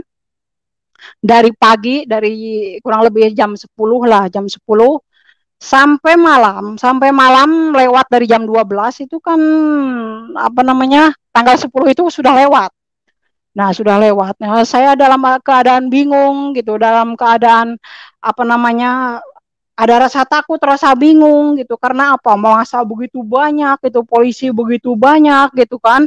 Saat itu saudaraku yang kasih dalam Tuhan, saya bingung gimana gitu ya. Mau pulang juga saya ya bingung gitu. Karena saya udah apa namanya udah ngirim surat juga dengan keluarga yang ada di kampung gitu, saudaraku yang kasih dalam Tuhan. Nah akhirnya pas jam 1 malam gitu, pas jam 1 malam itu ada suara seorang bapak, dia anak Tuhan juga, dia berteriak gitu ya, berteriak saat saya dalam bingung tuh. Dia berteriak, dia bilang begini, saudara-saudara yang saya kasihi, katanya, marilah saudara kembali lagi ke dalam ajaran yang benar gitu. Saya pun orang Kristen, katanya saudara, saya juga masih menunggu kedatangan Tuhan Yesus yang kedua kali. Saya percaya Tuhan akan datang yang kedua kali. Dia bilang gitu. Terus, tetapi katanya bukan hari ini, saudara-saudara, katanya gitu. Karena 10 November ini bukanlah hari pengangkatan ke padang belantara, tetapi kalau hari nasional itu saya lupa lagi, hari Sumpah Pemuda apa hari pahlawan ya, saya lupa itu. Maaf Ibu Bapak Saudara yang kasih dalam Tuhan. Nah, setelah itu waktu saya mendengar perkataan itu dari seorang bapak, saya Roh Kudus menyadarkan saya ya. Akhirnya setelah sadar gitu, setelah sadar akhirnya saya memisahkan diri dari kelompok tersebut. Nah, saudaraku yang kasih dalam Tuhan, dan nah akhirnya saya melarikan diri, bukan keluar kemana-mana, tetapi saya lari itu minta tolong ke pihak gereja. Nah akhirnya saya bertemu dengan tim doa gitu, tim doa. Saya bertemu dengan mereka, akhirnya mereka mengajak doa saya. Setelah saya berdoa di situ saya didoakan gitu sama mereka gitu. Bahkan ada seorang hamba Tuhan lah, pendoa gitu ya, saat itu melihat suatu penglihatan gitu. Setelah berdoa itu dia berkata, saya katanya melihat suatu penglihatan gitu. Dia melihat sebuah gunung yang tinggi dan melihat ada satu butir mutiara gitu yang jatuh tergelinding ke bawah. Dia bilang seperti itu di dalam penglihatan dia. Nah, terus saya ditanya, gimana katanya sekarang kamu, katanya kamu mau tetap ikut ini katanya ajaran ini Pondok Nabi ini. Saya bilang saya enggak gitu ya, saya enggak, karena ini kan sudah hari H yang tidak terjadi gitu, karena yang dikatakan oleh dia pun gitu, oleh pimpinan Pondok Nabi itu, kalau 10 November tidak terjadi, itu berarti katanya ajaran sesat, bukan suara Tuhan gitu, suara setan, dia bilang begitu, saudara yang kasih dalam Tuhan gitu. Akhirnya ya saya nggak balik lagi ke itu, ke kelompok Pondok Nabi gitu. Saya langsung ditawarin kerja sama dia gitu, mau nggak katanya kamu kerja di rumah saya gitu, kata majelis gereja tersebut gitu. Saya bilang oh boleh gitu, saya mau, daripada saya pulang kan bingung gitu, uang pun nggak ada. Akhirnya saya bekerja, kurang lebih saya bekerja di rumah tersebut 4 bulan. Tetapi di dalam posisi 4 bulan itu, saudara, saya itu selalu gelisah hati saya gitu, selalu gelisah. Kenapa? Karena saya dengar firman Tuhan gitu, saya baca firman Tuhan, selalu Tuhan menegur saya, menasihatkan saya, mengingatkan saya. Di situ Tuhan berbicara gitu kepada saya melalui hambanya, melalui firman yang saya baca. Selalu Tuhan berfirman seperti ini, jikalau engkau tahu gitu, ada di antaramu yang melakukan dosa, kamu harus mengingatkan dia, menasihatkan dia, supaya dia tidak mati di dalam dosanya. Karena jikalau kamu tidak menasehatkan dia gitu ya, tidak menasehatkan saudara seiman paling utama gitu, nah darahnya itu akan ditanggungkan kepadamu di dalam firman itu gitu. Saya lupa di mana itu letaknya, tetapi saya ingat gitu perkataan Tuhan itu. Dan setelah saya dengar berapa kali dari hamba Tuhan, saya baca firman Tuhan, selalunya Tuhan mengingatkan saya bahwa saya harus mengingatkan mereka gitu ya. Dan saya juga sayang gitu, saya sayang sama mereka, saya tidak ada sedikit pun rasa benci kepada mereka gitu ya. Akhirnya hati saya gitu tergerak, tapi bagaimana saya bisa mengingatkan mereka gitu ya. Saya juga sering gitu membaca di dalam media-media, koran gitu, majalah, saudara yang kasih dalam Tuhan, bahwa di pengadilan itu belum ada keputusan gitu, karena belum ada saksi yang bisa memberatkan dakwaan tersebut, terdakwa gitu ya. Ya akhirnya di situ saya bicara kepada Tuhan, saya berdoa kepada Tuhan, Tuhan kalau memang Tuhan ingin saya menjadi saksi gitu di pengadilan, Tuhan buka jalan gitu, Tuhan buka jalan, Tuhan turut campur tangan gitu. Akhirnya apa namanya, saya berdoa terus kepada Tuhan gitu. Tuhan juga terus tegur sama saya gitu ya. Selama kurang lebih 4 bulan itu terus Tuhan bicara sama saya, saudaraku yang di dalam Tuhan. Nah, akhirnya sebelum tidur saya berdoa kepada Tuhan bahwa kalau Tuhan itu menghendaki saya untuk menjadi saksi di pengadilan, ya Tuhan buka jalan, Tuhan tolong saya, Tuhan juga curahkan hikmat dan pengertian kepada saya gitu. Karena yang saya hadapi itu kan mereka lebih mengerti, lebih paham gitu. Karena kan mereka ada yang lulusan sekolah Alkitab gitu kan. Bahkan pimpinan Pondok Nabi tersebut itu dia lulusan dari sekolah Alkitab Sati gitu, yang ada di Jawa ya. Jawa Tengah apa Jawa mana tuh saya kurang paham. Nah, saudaraku yang dalam Tuhan juga dosen-dosen juga apa namanya pendeta-pendeta gitu, hamba-hamba Tuhan itu banyak di situ. Kalau saya terjerumus ke ajaran tersebut mungkin boleh dibilang maklum. Kenapa? Karena saya kan orang baru gitu, belum banyak ini. Tetapi orang-orang gitu, apa namanya, yang disebut udah hamba Tuhan, dosen gitu, udah banyak pengertian gitu ya, pemahaman tentang kebenaran firman Tuhan, tetapi mereka di situ banyak. Bahkan dari Kupang itu, saudaraku yang kasih dalam Tuhan, kalau tidak salah itu dengan hambanya gitu ya, satu gereja kurang lebih 60 orang gitu dari Kupang gitu. Terus apa namanya, dari Dobo, dari Ambon, dari Poso gitu, dari Manado, saudaraku yang kasih dalam Tuhan, banyak yang berkumpul di situ, yang datang ke situ. Kurang lebih itu dari anak-anak sampai orang tua itu 400 pengikut Pondok Nabi saat itu, saudaraku yang kasih dalam Tuhan. Gitu. Saya kasihan dengan mereka yang belum disadarkan gitu dalam ajaran tersebut gitu. Makanya saya rindu banget untuk menjadi saksi. Ya akhirnya ketika saya setelah berdoa, saudaraku yang kasih dalam Tuhan, saya tidur. Nah, di dalam tidur saya, saudaraku yang kasih dalam Tuhan, di dalam tidur saya tahun 2004 itu terjadi ya. Dalam tidur saya itu saya ya tidur nyenyak, tetapi saat tidur nyenyak itu saya mendengar suara. Gitu, bukan mimpi, bukan, tetapi saya dengar suara seperti orang membangunkan saya gitu ya. Suara itu mengatakan seperti ini, Yohana anakku katanya. Nah, saya dengar, tetapi yang namanya orang lagi tidur gitu, saya buka mata sedikit gitu ya. Terus karena gelap, lampu ditutup gitu, nggak dinyalain sama saya, akhirnya saya tidur lagi. Nah, tidur belum lelap lagi tuh, masih ingatan saya masih ini, masih ingat gitu ya. Nah, belum saya lelap tidur lagi, saya dengar lagi suara yang kedua kali gitu. Memanggil nama saya, suara laki-laki, katanya Yohana anakku gitu ya. Terus saya pray lagi gitu, mata saya gitu terbuka lagi ya. Saya lihat nggak ada siapa-siapa gitu ya di dalam kamar itu ya. Nah, akhirnya ya udah gitu, saya tidur lagi. Nah, yang ketiga kali lebih keras itu suara, lebih keras saya dengar. Katanya Yohana, katanya anakku. Saya langsung terperanjat, langsung duduk. Terus saya buka lampu, ternyata waktu itu tuh jam 1:30 malam. Terus saya duduk begitu, saya penasaran karena saya dengar jelas banget itu suara gitu ya, bukan mimpi itu, bukan, karena saya mendengar banget gitu ya. Saya kira kan majikan saya gitu yang laki gitu membangunkan saya gitu, tapi nggak pernah sepanjang saya hampir 4 bulan kerja di situ, nggak pernah gitu majikan saya suka membangunkan saya gitu saat saya udah istirahat.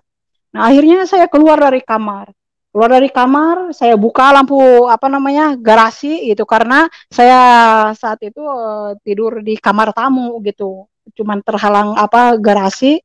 Terus saya masuk ke dalam rumah, ke ruangan tengah gitu ya, saya buka pintu, gelap semua. Terus saya juga lihat ke belakang gitu, di tempat kamar teman saya, karena saya kan ada teman 2 lagi gitu selain saya yang kerja. Saya lihat di belakang pun lampu mati juga, nggak ada yang bangun. Terus akhirnya saya pelan-pelan gitu, perlahan saya lihat ke tangga, ya siapa tahu gitu majikan saya baru naik, orang begitu saya dengar langsung keluar gitu, langsung saya lihat, tetapi tidak ada juga, saudaraku yang kasih dalam Tuhan. Akhirnya saya balik lagi gitu ke ini, ke garasi situ. Terus saya melihat ke depan, kebetulan di pintu depan itu gitu, pintu depan bukan gerbang tetapi pintu garasi gitu, ada apa namanya itu, kaca pembesar ya, kaca pembesar untuk melihat ke depan. Nah saya noong di situ, saya lihat gitu, satu motor pun, kendaraan pun tidak ada karena kan sudah malam waktunya. Terus saya lihat-lihat sekeliling itu di depan itu, saudara gitu ya, tidak, itu saya tidak nampak gitu, tidak nampak ada orang gitu. Nah di situ saya ingat gitu, Roh Kudus ingatkan saya tentang firman Tuhan, apa yang terjadi dengan Samuel gitu ya, dengan Samuel gitu. Jadi Samuel saat itu dia sedang tidur sampai 3 kali gitu, dia didatangin oleh Tuhan gitu, untuk mengingatkan Imam Eli. Nah saya ingat di situ, oh ternyata ini pasti gitu ya suara Tuhan, itu Tuhan Yesus yang memanggil saya. Nah saya tidak lama kemudian lah gitu ya, tidak sampai habis bulan saya minta pamitan. Tetapi tujuan saya pamitan bukan untuk pergi ke kampung, bukan. Tetapi saya untuk mengikuti jalannya persidangan, ya persidangan. Karena saya lihat kan tidak ada keputusan gitu ya, karena mungkin bingung. Kalau hanya buku saja kan tidak bisa ditanya gitu, tidak tahu gitu tentang sehari-harinya apa keadaan Pondok Nabi gitu, Bapak Ibu Saudara yang ngasih dalam Tuhan. Makanya saya gitu rindu banget untuk menjadi saksi. Ya, akhirnya saya datang ke pengadilan, mendatangi hakim penuntut umum ya. Nah, saya datang kepada dia, dia memang sempat menolak saya. Dia bilang percuma, katanya banyak, itu juga banyak saksi, katanya udah ada beberapa orang, bahkan bekas pengikut Pondok Nabi juga katanya ada 3 orang gitu. Tapi mereka hampir-hampir menjadi terdakwa katanya gitu. Kata hakim tersebut. Jadi katanya kamu nggak bisa lagi. Nah, saya di situ berdoa gitu sama Tuhan. Tuhan, kalau memang Tuhan punya rencana, Tuhan yang mau saya untuk menjadi saksi gitu, saya yakin dan percaya Tuhan punya cara gitu ya supaya saya bisa menjadi saksi. Akhirnya ya Roh Kudus menggerakkan saya untuk mendatangi hakim yang satu lagi gitu ya. Saya datang kepada dia, saya tanya lah, bisa nggak gitu saya menjadi saksi lagi. Nah dia bilang, oh katanya boleh, katanya nanti katanya hari Senin kamu datang aja. Jadi 3 hari lagi saat itu, saudaraku yang kasih dalam Tuhan. Nanti hari Senin kamu datang lagi karena ada ini katanya persidangan katanya yang berikutnya, katanya gitu. Ya akhirnya dari situ saya datang dan menjadi saksi, dan sampai berapa kali saya mengikuti persidangan tersebut ya sampai ada keputusan. Nah setelah itu saya tinggalkan, balik ke kampung, saudara. Nah setelah saya balik di kampung masih tahun 2004 lah ya, saya setelah selesai ngikutin persidangan tersebut, saya balik ke kampung, dan sampai di kampung pun saya itu bermimpi lagi, saudaraku yang kasih dalam Tuhan, bermimpi lagi tentang penginjilan lagi, ya, tentang penginjilan lagi, tentang memberitakan Injil lagi. Tetapi bukan di tempat yang pernah saya mimpi 2 kali tersebut gitu ya, bukan. Nah, saat saya ada kondisi dalam kondisi saya takut gitu ya, ketakutan karena saya dikejar-kejar lah, karena ada yang menerima, ada yang tidak gitu saat memberitakan Injil itu, saudaraku yang kasih dalam Tuhan. Saya lari berteriak-teriak, saudaraku yang kasih dalam Tuhan. Nah, saat saya lari, saya tiba-tiba melihat di suatu gunung ada burung yang begitu besar gitu.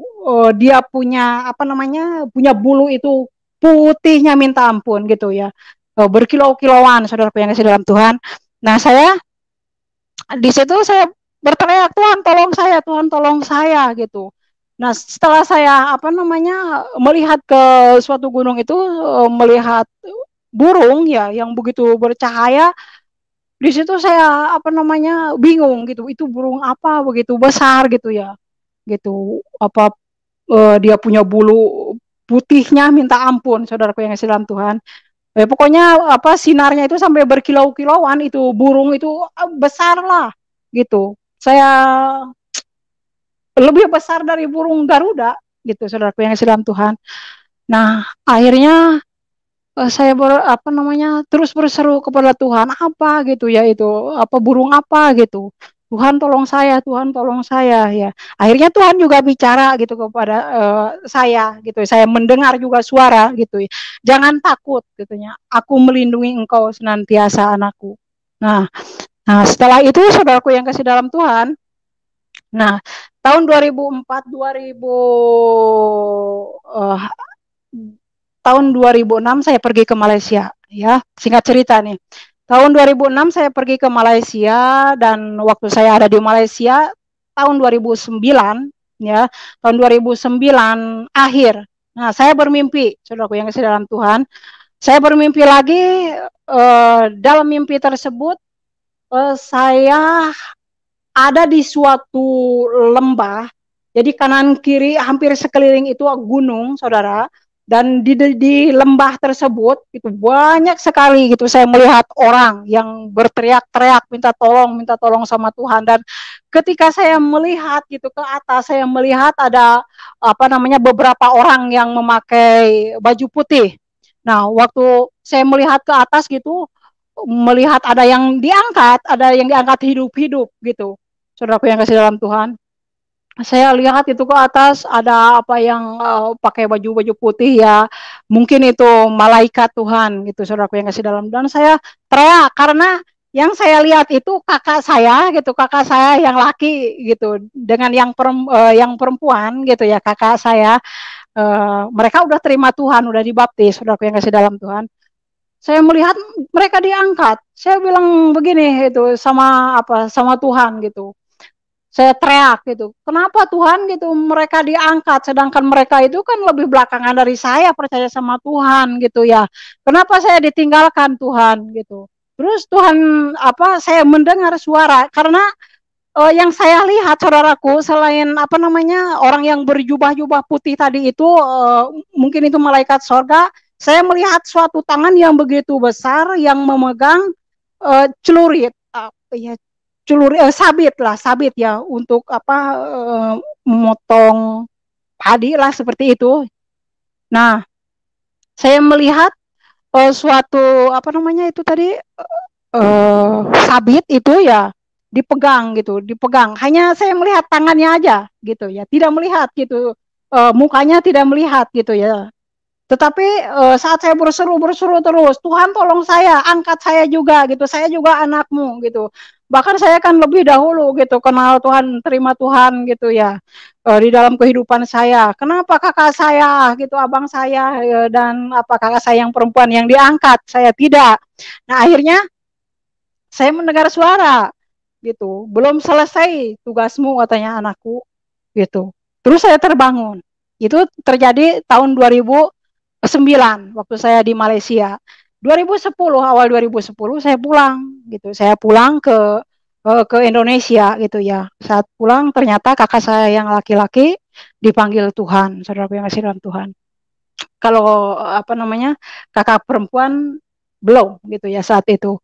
Saya balik lagi ke Malaysia. Nah, kemarin itu tahun 2019 ya, tepatnya bulan 4. Saya bermimpi lagi. Sama mimpinya gitu. Sama mimpinya di tempat yang sama juga gitu. Kejadiannya sama juga gitu ya. Jadi apa yang saya lihat gitu, jadi banyak yang terangkat gitu ya, hidup-hidup gitu, ada yang satu kali diangkat itu 3 gitu, 4 orang gitu. Tetapi saya yang begini-begini tangan saya gitu, saya minta diangkat, nggak diangkat-angkat, saudaraku yang kasih dalam Tuhan. Saya nggak mau gitu, Tuhan, saya mau di mana Tuhan berada, saya juga ingin berada bersama-sama dengan Tuhan. Tolong saya gitu, angkat saya. Tetapi saat saya berbicara seperti itu, saya pun melihat tangan yang sama memegang sabit yang sama, saudaraku yang kasih dalam Tuhan. Di situ saya mendengar suara lagi gitu ya. tugasmu belum selesai, anakku, gitu ya. Ya akhirnya saya terbangun, gitu. Saya terbangun dari tidur dan pas bulan 5, awal bulan 5, ternyata kakak saya yang perempuan yang sudah terima Tuhan Yesus, bahkan dia melayani gitu di kampung lah, di tempat saya gitu, dia dipanggil Tuhan juga gitu. Ya, itulah yang menjadi kesaksian saya pada malam hari ini, saudaraku yang kasih dalam Tuhan. Saya yakin dan percaya sesuatu yang terjadi di dalam kehidupan saya itu bukan suatu kebetulan, tetapi Tuhan punya rencana yang begitu luar biasa, yang indah di dalam kehidupan saya. Nah, itu saja. Terima kasih Pak Yusuf. Tuhan Yesus memberkati. Haleluya, puji Tuhan. Terima kasih Ibu. Luar biasa perjalanan iman daripada Ibu Yatim ya, Fatima, atau sekarang dipanggil dengan panggilan Ibu Yohana. Iya, ya Pak. Ya, Yohana adalah nama setelah beliau masuk ke dalam mengikut Tuhan Yesus. Oke teman-teman, kita akan segera masuk di dalam ruang diskusi. Bu, mungkin bisa duduk aja ya Bu, supaya Ibu tidak terlalu capek, kasihan sudah sudah 1 jam. Tidak apa. Lebih tidak 1 jam. Ya. Ya. Saya cuma takut Ibu kecapean aja nanti ini. Karena apa? Ya inilah ciri-ciri orang kalau digerakkan Roh Kudus, lagi bersemangat, menyala-nyala di dalam rohnya, tubuhnya pun juga jadi bergairah untuk menampilkan sebuah kesaksian yang luar biasa. Oke, terima kasih juga kepada Bu Yohana yang sudah bermurah hati mau berbagi pada malam hari ini, memberi kesaksian dengan semangat yang begitu luar biasa, sekalipun berdiri sudah 2 jam lebih, tetapi Ibu begitu semangat ya. Doa kami buat Ibu, Tuhan pakai luar biasa. Jadi sekalipun banyak tantangan, Ibu tetap semangat karena Ibu adalah orang yang dipilih Tuhan untuk memberitakan Injil. Oke, buat semuanya terima kasih. Tuhan Yesus memberkati dan salam kemenangan buat kita semua. Amin. Amin, salam kemenangan Pak. Tuhan memberkati. Amin. Selamat malam.